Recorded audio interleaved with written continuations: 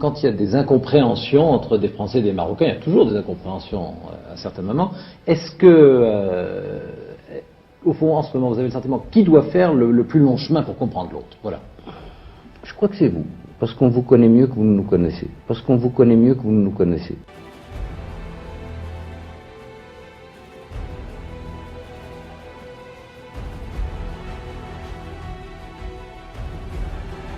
L'Algérie a continué à ce moment-là à alimenter la fiction d'un mouvement séparatiste qui s'appelle le Polisario, qu'elle a créé de toutes pièces avec le bloc soviétique et qui a mené des actions militaires, enfin sous le couvert du Polisario. C'était, je le répète, les troupes cubaines, les Allemands de l'Est, les cadres tchèques, etc., etc. Ce qui est d'ailleurs très amusant, c'est que, en revanche, l'Union soviétique, la Russie qui tirait un peu les marrons, les ficelles de tous ces gens-là, n'a jamais reconnu le Polisario. Et encore aujourd'hui, la Russie ne le reconnaît pas. Mais c'était un jeu, en fait, il s'agissait d'appliquer la théorie de Lénine, de tourner l'Europe par l'Afrique, et puis de créer des problèmes à un Maroc qui était clairement dans le camp du monde libre face au bloc soviétique. C'était ça la raison. Et l'Algérie de Boumedienne était l'allié de la Russie soviétique et voulait aussi avoir un accès vers l'Atlantique et couper le Maroc de son hinterland africain.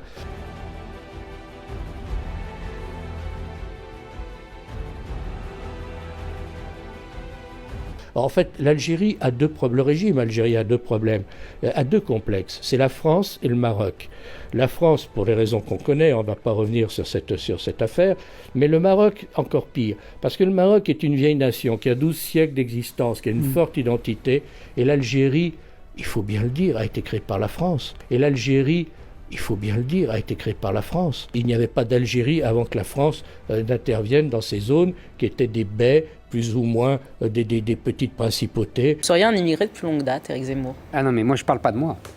Moi je suis pas exactement, si vous voulez parler de moi, je suis pas exactement un immigré. Moi je suis un peu comme un Martiniquais ou un Alsacien. C'est-à-dire que c'est la France qui est venue chez moi et qui m'a conquis. Et je la bénis. Moi, de m'avoir colonisé. Parce que moi je sais que la France, ça m'a apporté la liberté et l'émancipation. L'Algérie n'existe pas, c'est une invention de la France, ma chère Léa. L'Algérie n'existe pas, c'est une invention de la France, ma chère Léa. C'était toujours été une terre coloniale.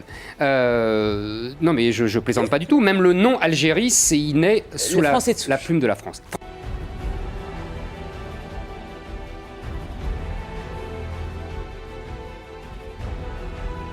Et donc, il y a une haine et une jalousie à l'encontre du Maroc qu'on ne peut pas imaginer, notamment de la part du régime algérien qui n'a jamais été capable de définir l'identité de son peuple. Est-ce que c'est un peuple arabe? Est-ce que c'est un peuple musulman? Est-ce que c'est un peuple arabo-berbère? Je pense que ce régime, dans tous les échecs qu'il a eus, a aussi un échec identitaire. C'est-à-dire qu'il n'a pas donné une identité à son peuple et il ne se positionne que par rapport ou que face à deux pays qui sont la France et le Maroc.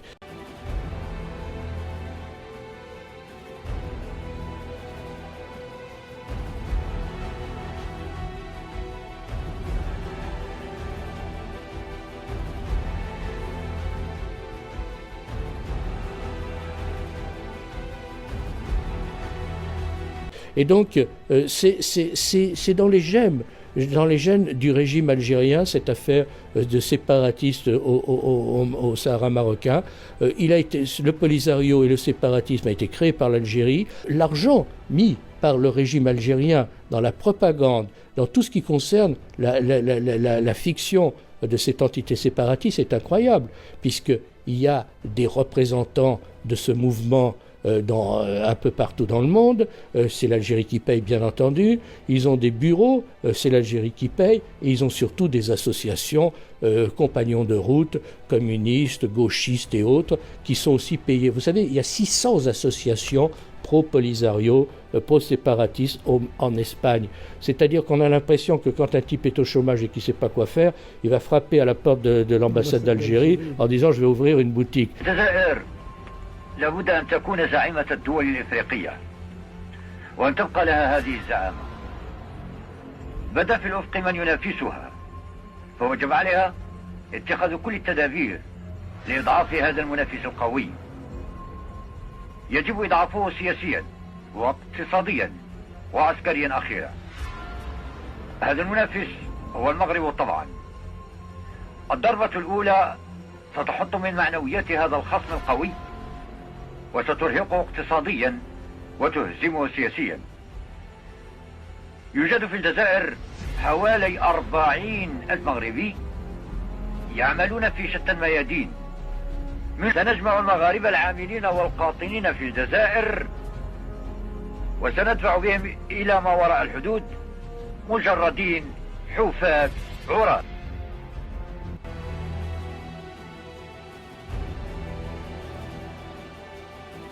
Donc tout ça est lamentable parce que bien entendu ça a un coût. Ça a un coût financier et pour l'Algérie et pour le Maroc qui est bien obligé aussi de consacrer une importante partie de son budget à la défense.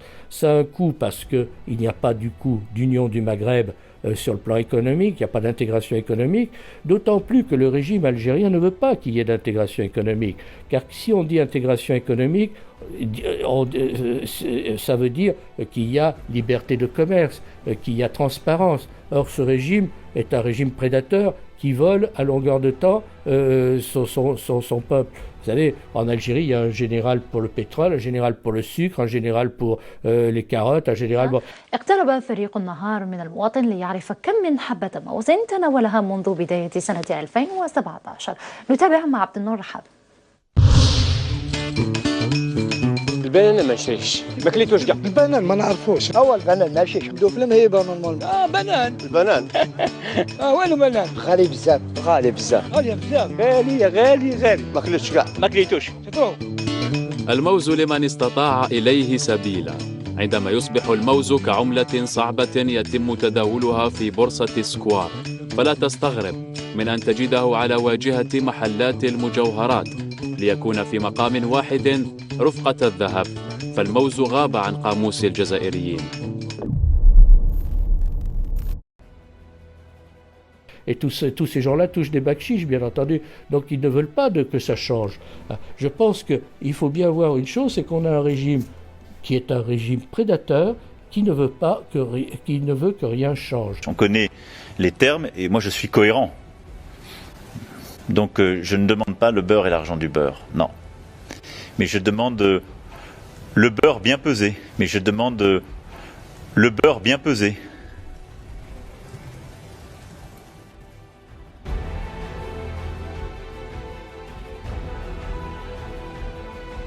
Quand il y a des incompréhensions entre des Français et des Marocains, il y a toujours des incompréhensions à certains moments. Est-ce que, au fond, en ce moment, vous avez le sentiment qui doit faire le plus long chemin pour comprendre l'autre? Voilà. Je crois que c'est vous. Parce qu'on vous connaît mieux que vous ne nous connaissez. Parce qu'on vous connaît mieux que vous ne nous connaissez.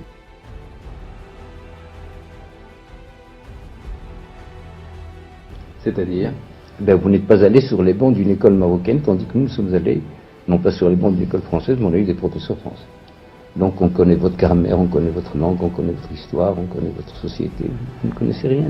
Donc on connaît votre grammaire, on connaît votre langue, on connaît votre histoire, on connaît votre société. Vous ne connaissez rien. C'est à vous de faire maintenant, là. Il faut renverser la vapeur. Il faut faire un petit pas. Vous avez le sentiment qu'on ne s'y intéresse pas assez? Comment? Vous avez le sentiment qu'on ne s'y intéresse pas assez? Non, loin de moi cette idée. Mais j'estime que il y a de ces paresses qui sont naturelles, qui viennent instinctivement. C'est une paresse naturelle.